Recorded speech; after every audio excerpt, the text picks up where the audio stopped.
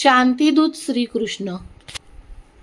धर्मराज युधिष्ठिर 7 औक्षिणी सेना के स्वामी होकर कौरवों के साथ युद्ध करने को तैयार हुए। पहले भगवान श्री कृष्ण परम क्रोधी दुर्योधन के पास दूत बनकर गए।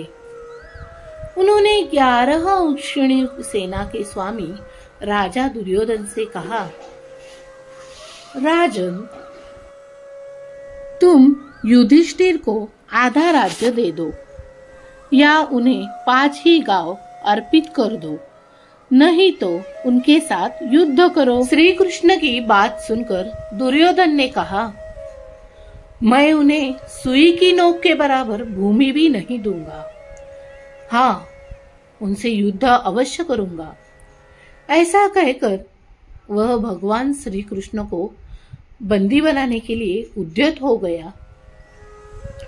उस समय राजसभा में भगवान श्री कृष्ण ने अपने परम दुर्दर्श विश्व रूप का दर्शन कराकर दुर्योधन को भयभीत कर दिया। फिर विदुर ने अपने घर ले जाकर भगवान का पूजन और सत्कार किया। तदनंतर वे युधिष्ठिर के पास लौट गए और बोले, महाराज, आप दुर्योधन के साथ युद्ध कीजिए।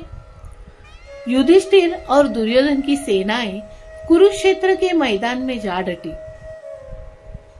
अपने विपक्ष में पितामह भीष्म तथा आचार्य द्रोण आदि गुरुजनों को देखकर अर्जुन युद्ध से वीरत हो गए।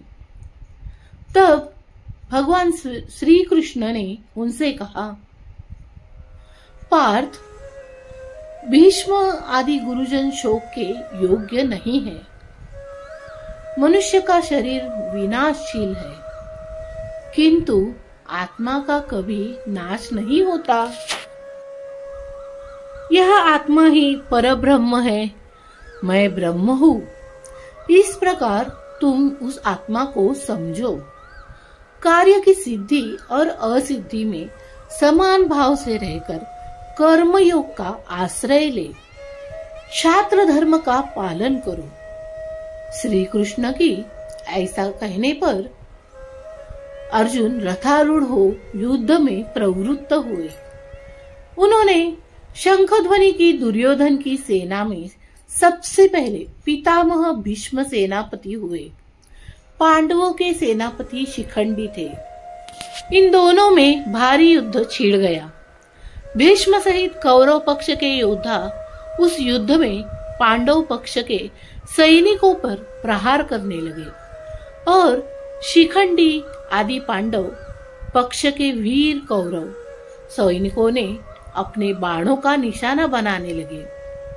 कौरव और पांडव सेना का वह युद्ध देवासुर संग्राम के समान जान पड़ता था। आकाश में खड़े होकर देखने वाले देवताओं को वह युद्ध बड़ा आनंददायक प्रतीत हो रहा था। भीष्म ने 10 दिनों तक युद्ध करके पांडवों की अधिकांश सेना को अपने बाणों से मार गिराया। कहानी सुनने के लिए धन्यवाद।